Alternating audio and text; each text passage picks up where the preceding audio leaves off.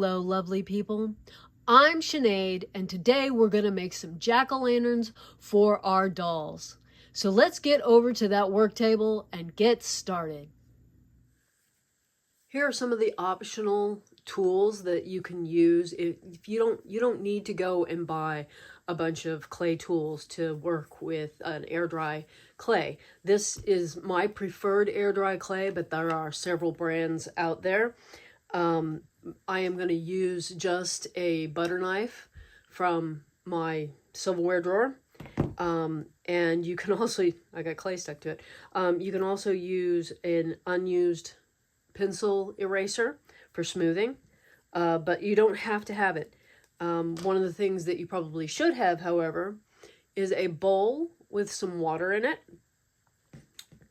and something to mold over. So I've got some prescription bottles here that can be used, or you can use a piece of tubing but wrap it in plastic if you choose to use this, because you don't want the paper clay to stick to it. So this is a mold that you're gonna form your paper clay over, or your air dry clay, and you want to be able to remove it before it's dry, just so that it'll facilitate the drying better. Aluminum foil will help us to get a more rounded shape, and masking tape to help hold that foil on the pill bottle. Or I actually have some plastic tubing from bobbins for my sewing machine. I couldn't find it to have it sitting here, but that was originally what I was planning on using when my ex-husband said that I could have some of his prescription bottles. So taking the prescription bottle, you pull out some aluminum foil. Let's see if we're getting to the end of the roll here.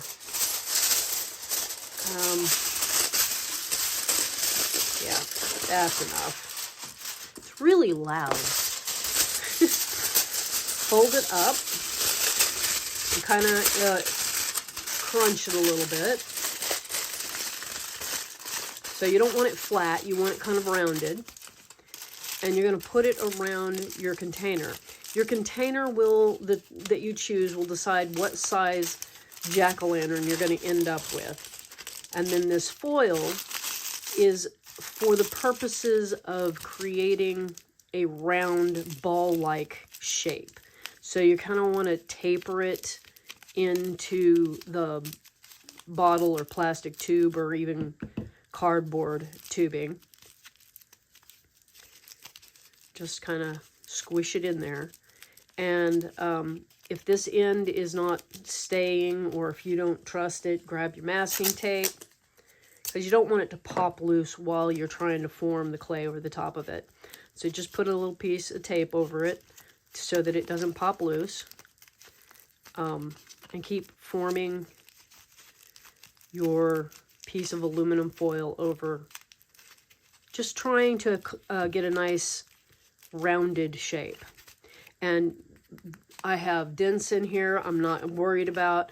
You're just basically trying to keep from having too thick of walls on your pumpkin and still maintaining a more ball-like shape. So I'm going to try for a shorter pumpkin here. So I'm going to keep it closer to the bottom of the pill bottle. And we're going to set that aside because we have to roll out. Now you can use a rolling pin, a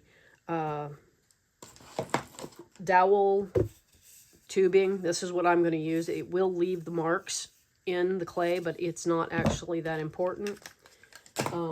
That it still works out just fine. If your air dry clay has become somewhat dry, you can rehydrate it, as it were, by adding moisture and putting it in a Ziploc bag. You can work the moisture in by spritzing it, or just grabbing your bowl of water and rubbing some moisture on there and then working it in. So I'm going for a kind of elongated shape here initially. I have a lot of little divots appearing. Those can turn into cracks that are harder to work with. So you're just kind of try and get your elongated shape more blended, I guess. And, oh, and you should work on a clean, the only thing on here is paper clay. So a clean surface, it will pick up any fuzz or anything that is on the surface you're working on. So you want to be sure you're working on a clean area. You can put down a piece of parchment paper. I find that that can be really helpful because you can lift it up to peel off your clay. I've got a piece of silicone here. Piece of silicone, that sounded weird. It's a silicone crafting mat. And the other side has a lot of paint on it. So I don't want to use that side because I don't want paint in my clay.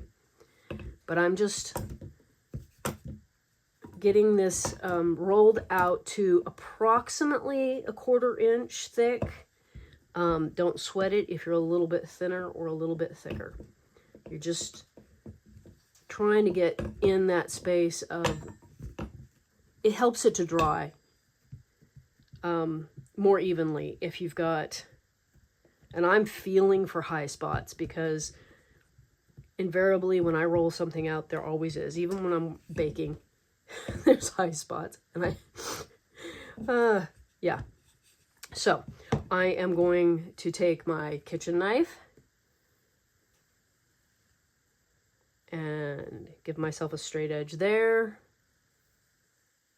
Now, if you wanted to prepare your, make sure that your elongated shape was the right shape, you could measure around your bottle.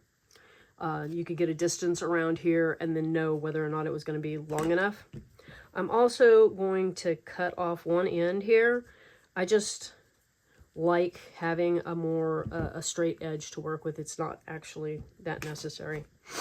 Then, now this is probably going to be stuck to the surface. It's going to leave little bits of paper clay behind. I assume that other air dry clays behave the same. So there's little bits left behind. See me cleaning it up with the... so this side has more texture and will also have more folds that want to open up. So I'm going to roll that side against the foil. And this is a little taller. Here's your gauge on how tall. So I said I was going for a shorter pumpkin this time. And I need to shorten this in order to do that.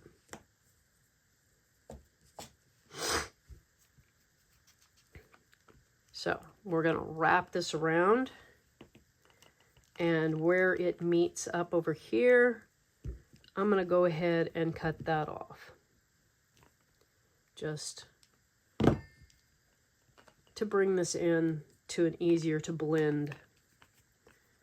And if it's not blending, get yourself some water and help it to blend together. A little bit of pressure, a little bit of blending. Then you're going to kind of start curving your edges in. I am pushing it in, whoops, without pushing that out. Just curving it around the foil. Pressing on both sides. My strip is just, yeah, there we go. Just kind of press from both sides at the same time. It does really help. If you get to pressing too hard on one side, you'll actually stretch the clay and it will cause it to be really loose around your form, and that can be frustrating. So we now have basically a ball. And remember, your pumpkins are irregular. They can have warts. They can have all kinds of texture to their skins. So it's not imperative that you get this completely smooth. Smooth it out to where you're happy with it, but don't sweat the small stuff, as it were. Okay, so I'm going to set this down. Now, if I'd been smart, I'd have taken this lid off before I started. We're going to use this lid because it is so much bigger. If you don't have the lid, you just want to make sure that you're making this next piece bigger than the bottom of the pill bottle. So it needs to be bigger around than this. So we're using the lid as like a cookie cutter to give us the round shape to go by. And I've taken my scraps and I'm squishing them back together. Set that up there. I'm going to roll them out again.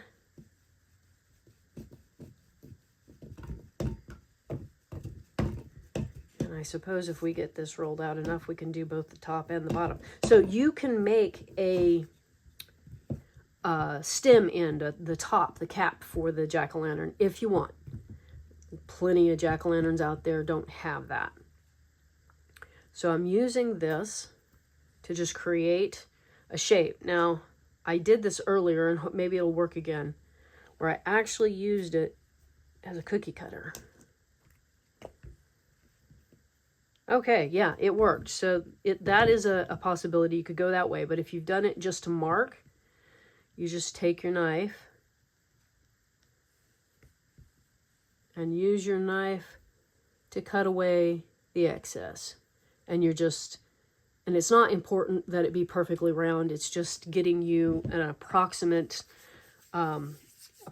correct size of disc. You're going to turn your pumpkin wrong side up, get your bottom even with the edges, put a little water around the edge. Then you're going to take this disc you just cut out and you're going to blend it in so that we have a bottom on our jack-o'-lantern. Again, this is not strictly necessary, but I like to have a bottom because if I decide to stick lights on the inside, there's a place to put those lights, and then I can easily pick up and move my jack-o'-lantern without leaving the lights behind, which is what happens when you don't put a bottom on it. You can use your back of your fingernail. You can use the front and do this, the side. You're just trying to get it to blend. Then apply some more water. Smooth that out, making a good connection between the sides and the bottom. Once you've got this all done, and if it's going to take you a while, you're going to be here because you want to spend a lot of time forming this. That's what's delightful to you, is to sit and form your clay and to just really get into the shape of what it is you're creating. Then you want to take this and lay a piece of plastic over it or slide it into a Ziploc bag so that it doesn't dry out while you're working on the bottom. I am going to set mine aside for right now. We'll come back to it. So this disc is going to be my lid. So I'm going to spend some time smoothing out these edges.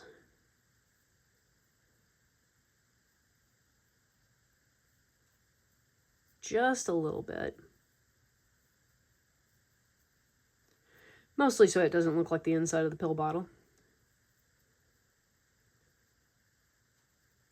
And then, once I've got it fairly smooth, and again, I have never cut apart a jack-o'-lantern and not left it kind of jaggy,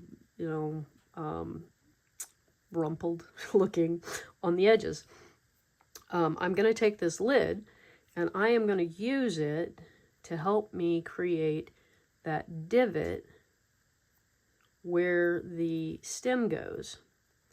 And the easiest stem to make is to take a little bitty piece, roll it into a ball,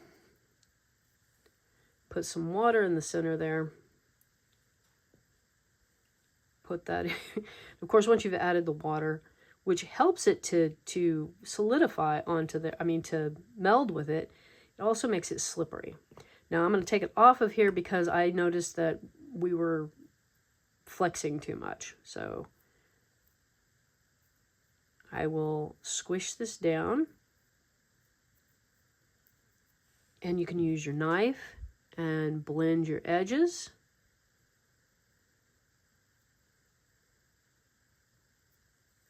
You can use your eraser if you have one to help blend those edges. If you've got clay tools, use them. You know, don't go the route of the kitchen knife if you've got clay tools. I'm just making it to where, you know, very demoing that it's not necessary. So once you have a little mound of clay blended in to your satisfaction, then you want to encourage that clay up into a stem. It doesn't even have to be that much of a stem, just a little bit. There. And then you can take, you know how the stem dries out? Okay, so that's not going to give me sharp enough points. The stem will always dry out at the end, and it has texture to it. And you know the best thing for creating that texture? I had to go look for it. The best thing is an old toothbrush.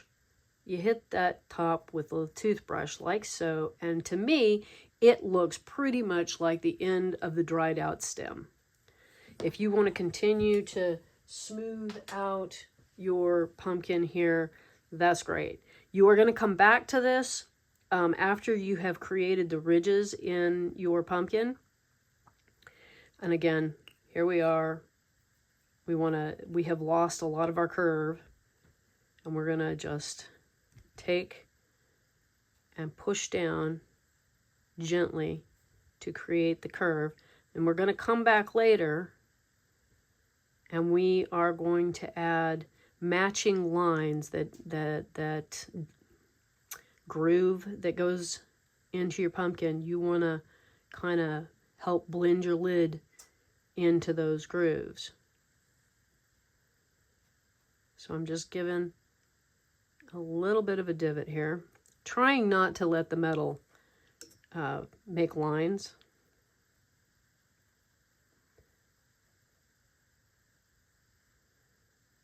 And there, I'm pretty happy with that. Again, I'm going to set it aside, covered in plastic, so that we don't have it drying out while we work on my other part.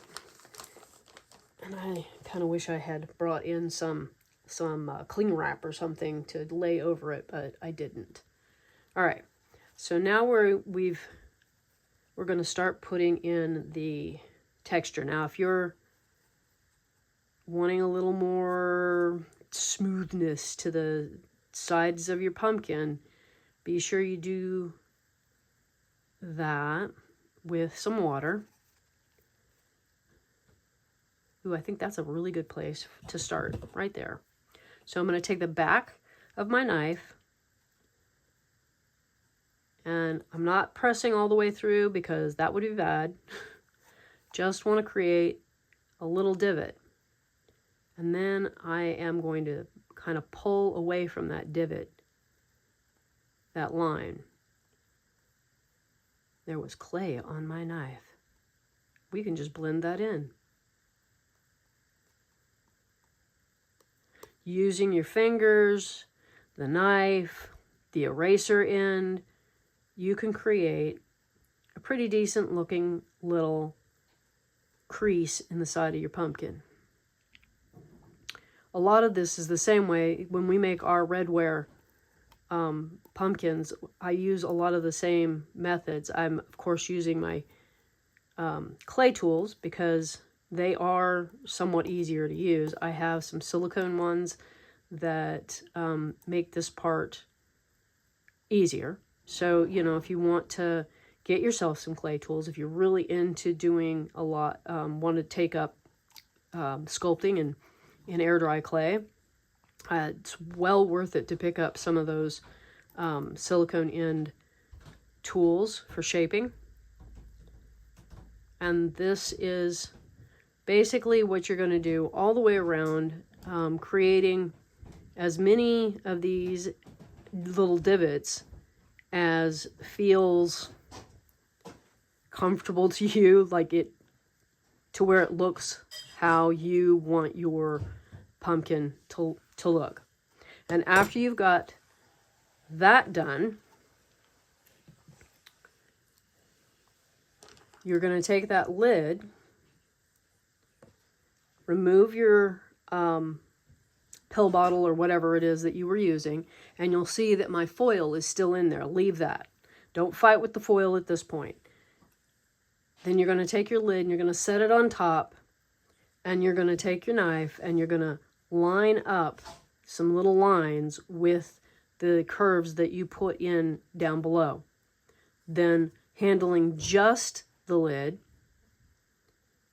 you will smooth out and do the same exact action with the knife of pulling away from the divot and bringing it down, and to make it match up so that when it sits on here on your pumpkin, it has matching, which I've got the lid on wrong. Okay. We got to stop and have me match up my lines. There we go. So that it has the continuation of the shape. If you want to do a little bit of, you know, shaping and more blending, you can. You can make this as exacting to your pumpkin as you want. Be careful, though, that you don't squish down on it too much in the process, because you could cause the pumpkin to split along the sides. Another thing is that when you take your pill bottle out of your pumpkin, you are likely to need to clean up the edge here, which just requires a little water and smoothing out around the edge. Once you've got your pumpkin to a state of pumpkinness in its appearance that you're happy with it, you will sit it aside and let it dry, or with the without using, you know, without leaving plastic inside it, like take the pill bottle out or take it off this lid, and I would actually make a support for the lid so that it maintains the dip, because if you set it down on that before it's dry, it will lose its curve. So you're going to take it and set it on a piece of foil, or leave it on here and just let it dry, or put it on the piece of foil and put it in your oven on the absolute lowest setting, so that the oven can help the clay dry out. You would want to make sure that you keep an eye on this, and I personally use a toaster oven because my stove is a wood stove and it doesn't have a low setting. It's on or off and no middle grounds, no low grounds. So I use an electric toaster oven for this. And if your air dry clay has plastic or polymers of any kind in it, you'll want to do that in either outdoors or in a very well ventilated area, because it will off gas. My paper clay is just paper. It is paper and water. It does not have any polymers in it. So I would not be concerned about doing that indoors. But anyway, we need to let that dry. We are finally dry. It's when everything feels firm and you don't feel any moisture on the surface. We need to take out that foil now. So you can pull the foil away from the edge using your knife, and then get a pair of utility scissors in here and cut it.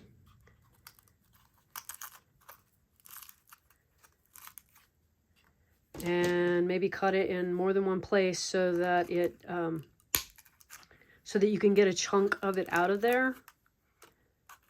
I don't know, this might actually come out all in one piece. Oh, look at that, it cooperated. So out in one piece. But you can cut it if it seems like it's getting caught. You don't want to strain this, although once it's dry, it's pretty sturdy. But you don't want to pry and put pressure on the outside of the pumpkin trying to get the aluminum foil out. You want the aluminum foil to come out without straining the pumpkin. So now that we've got this dry and the aluminum foil is out, you can, at this point, if you want to, sand your pumpkin. Use 600 or 1,000 grit sandpaper to get a really shiny surface, or use 200 grit to take out features that you don't want. But don't sand it so far that you lose your design work that you put in, the divots on the sides that make it look like a pumpkin. You don't want to sand so much that you remove that. You also don't want to sand so much that you sand through. And there might be places on the inside that are thinner than others, you know, especially where that seam was.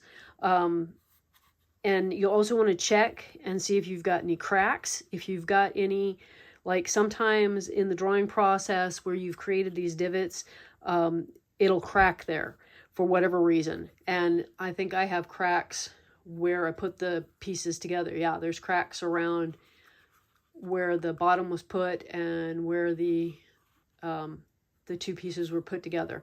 So then that's all because I couldn't get in there and smooth it from the inside because the foil was in the way.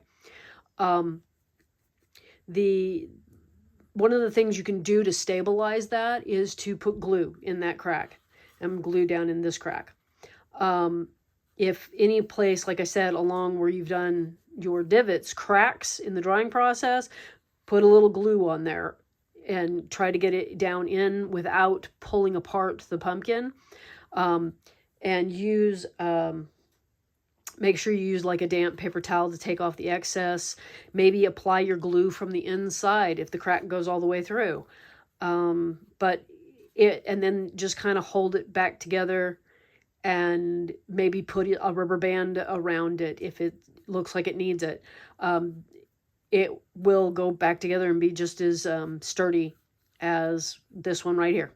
So now you're gonna, after you've decided that the surface is how you want it, you're gonna look around your pumpkin and say, "Ooh, that looks like a good face."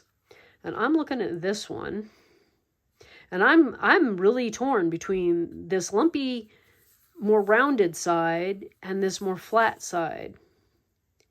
It's probably easier to carve the flat side, but the rounded side has more of that pumpkin personality. I don't know. That's also, check the inside. If it looks like some area that you don't want to mess with, then don't put the face there. I think we're going to go for this area right here. The other thing that you might want to pay attention to is, like, even when you're carving on a real pumpkin, do you want the eyes to be across the creases, or do you want the nose to be across a crease? Because chances are you're not going to get the whole face within an area that doesn't have, without creases. That would look a little, well, it would look like a tiny face. It'd look like a very small face on a big head. So if that's the look you're looking for, then that's what you want to do. But we're going to draw our face on here with pencil. And I am probably going to end up cutting outside these lines. This is one of those areas where a craft knife, like an X-Acto, is the best tool. But if you don't have an X-Acto blade, which is, it's applied, that kind of knife is great for all kinds of different crafting. But say you don't have one. You can use a steak knife or a paring knife but you will need to sharpen it after you're done, because it is going to dull it a little bit. You know what it's, have you ever cut into a delicata, or even, well, pumpkin skins aren't quite as tough, but there are several squash out there that are really tough. And you cut into those and it dulls your knife. So what I'm saying is that it's not going to be much different than that. So you can just decide. See, and I can see that my eyes are not exactly the same. They don't have to be. Joey did a redware one that part of its cute personality was the fact that its eyes did not match. And then you want to keep your mouth probably pretty simple. I'm going to try for one tooth. I may not succeed here. I'm willing to let that tooth go if I find that things aren't going well. But we're going to try. And that's what we want it to look like. So I'm going to go get my blade. So this is very much like carving a real pumpkin. You have set up where you want to cut. I'm hoping that you can see. And pressing straight in to get a nice clean cut.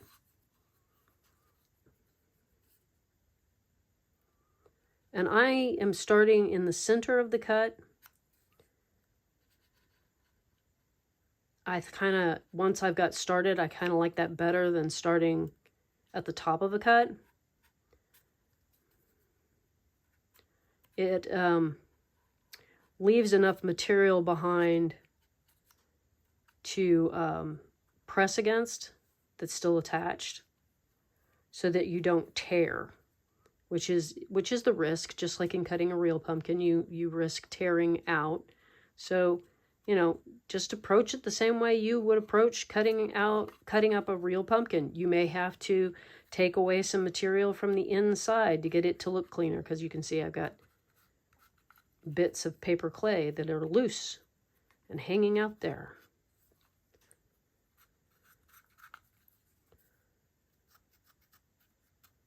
You can also come back and use a file if you want to clean it up. I was trying to think, jeweler's files are really good for that. If you have a pumpkin carving kit, that little saw that it comes in a kit might be just the thing for getting some details in here. But I am going to continue in silence, I think.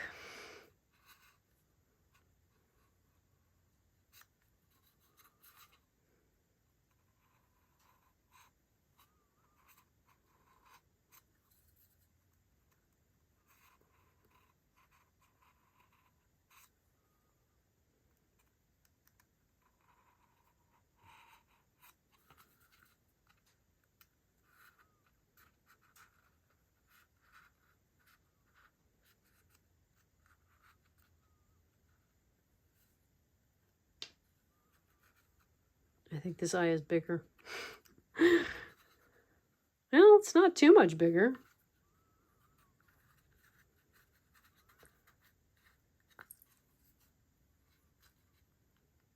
So with an electric stove for drying, it heats up your foil and it actually helps to get it dry. But the disadvantage is that I did not end up using the electric stove, my little toaster. We don't have sufficient power out here off grid to run all the electric appliances and whatnot that one would normally have access to. So a lot of times, especially as the weather changes and we don't have as much sunlight to charge with, it means that everything that we do with electrical power is done using a gas-powered generator. And gas prices are kind of steep. So we haven't been using as much power. And so it was actually cold and wet enough yesterday when I was trying to get these dry that I used the shelf above the wood stove, and I, paying closer attention this time around than maybe the last time I used it. Also, the last time I tried to dry something sitting it above the wood stove, the wood stove was on full time. It didn't have a time when it was shut down, where, if it's cold, you keep the fire going all day. So anyway, it was kind of a part-time fire, and I thought, well, it'll do. It'll help dry this out, and then I don't have to use the power. Well, it didn't heat up the aluminum foil, and so it took a lot longer. I can feel this flexing right here where the pieces get narrow. So I'm going to do more draw cutting rather than pressing. I'm afraid that is going to be the danger of losing the tooth. It's just like when you're cutting on a real pumpkin. You hit that area where you don't have as much material. You put too much pressure behind it and you break your tooth. Or you totally remove the division between the face, the mouth, and the nose. So you want to be careful. So if you feel it flexing when you just press in for a cut, do like you would cutting through a piece of cardboard. Use several draw cuts and go at it that way. I'm also noticing that this is a little damp still on the inside. We're not as dry as I would like it to be, but we were good and firm, so I thought we were safe. And I haven't broken anything yet, so I guess we are okay. Anyway, as soon as we've got it cleaned up, it's time for paint. And I happen to have a paint that is marked pumpkin color, so I'm going to use that. But remember that you can paint your pumpkin any color. There are 0 limitations. You can paint your pumpkin rainbow if you want to. There's absolutely nothing stopping you. So at this point, it's time to go paint your pumpkin. One more thing before painting. If you're going to want to use a string of lights and your control is not going to fit on the inside with the lights, you can drill a hole in the back of your jack-o'-lantern to feed your string of lights through so that you can get the lights onto the inside and have the control on the outside. You can also use a battery-operated tea light if it fits, but don't use a real tea light. It will light on fire in here. And I don't think that needs to be mentioned, but I'm going to do it just in case. So, yeah, drill a hole for your lights. You could even have a string of full-size lights that you've got out for, lighting up along your table, and you want to put this on your table as part of the decorations, and you could just stick a single light into the pumpkin. But you have to drill that hole first, then paint. Well, here we are, all painted up and finished, and I used a little brown and green on the stem, and I really like how it turned out. I even painted the inside, which is totally not necessary. But the lid is not perfect, but it's fair, and I did not spend that much time trying to get it to fit at all. It might benefit from drying on it, but that means dry time would take longer. So that's up to you. If you've got a lot of time to wait for it to dry, then you might want to do that. Or you might want to just say, I don't need a lid. That's an option. So I hope you enjoyed this video and that you'll have fun making your own jack-o'-lantern, and I'll see you in the next one. Bye-bye.